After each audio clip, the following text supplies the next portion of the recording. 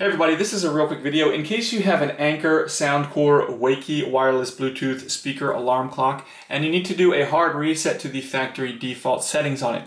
Now you're going to want to do this for one of two reasons. The first one is troubleshooting. If this speaker is not working for some reason, maybe it's not connecting to your phone or other device, or it's not syncing or pairing with Bluetooth, a factory reset can fix a lot of these issues. Now, if you decide you just want to get a new speaker because you can't get it fixed, I'll go ahead and put a link in the description to a good speaker at a good price. But anyways, the second reason you might want to do this is if for whatever reason where you just want to delete everything off of it so that you can go ahead and set this up, clear the pairing history, and you can set it up as a new device. We can do this really easily. All we need to do is with it powered on, we're just going to come in and we're going to find this volume up button and the Bluetooth button. They're right next to each other. And we're just going to press and hold them, again with this on, we're going to press and hold them for 3 to 5 seconds, and after about 3 to 5 seconds it will reset. It will actually, on the display, it will show the version number of the firmware, at which that means that it has been reset. You can release the buttons and go ahead and set this speaker up like it's brand new.